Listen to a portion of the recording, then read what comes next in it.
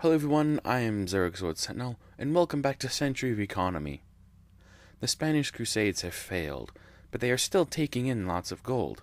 With their excellent resource system, they quickly acquire lots of food and finished goods, the two most valuable resources currently.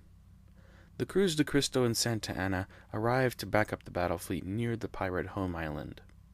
The pirates unveiled their trump card, Runes of Odin, placed on an iceberg in the midst of the cursed defensive line.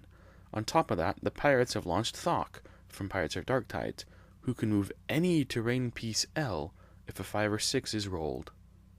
The Sea Devil on the pirate side of the line, looking for a way to rejoin the cursed fleet. At overhead of the area around the pirate military port. Most of the ships have been hit with fear and are limited in what they can do, but neither side has engaged quite yet. The Americans escort their runners into Spanish waters to get gold. The Nubian prince sails over to ensure that gold is all the Americans get. A hired corsair is taken in by a storm. The ship only loses one mast, but her odds of survival from here are slim. The Cruz de Cristo and Divine Wind engage the Flying Dutchman, with support from the Silent Death and Santa Anna.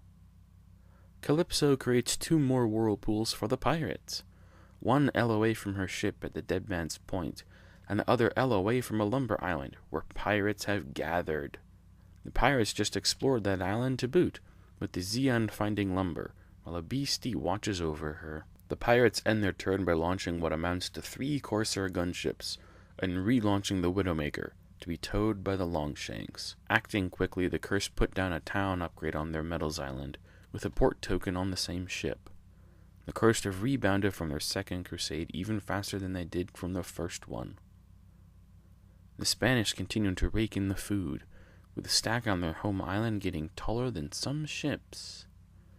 The Spanish may have lots of gold, but they have few ships left to launch. The Grand Barnacle is dismasted, and the Jaggel's Teeth engages the Lady Scorn. Meanwhile, the Cruz de Cristo has sunk the Widowmaker.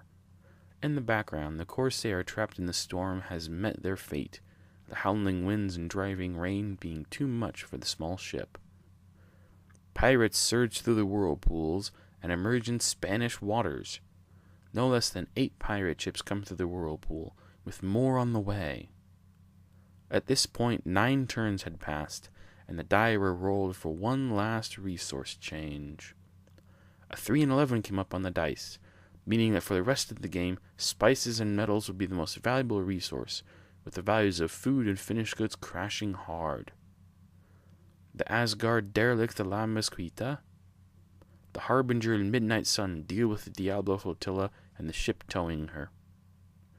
Back at the whirlpool, more pirate ships emerge, not just gunships, but home island raiders as well.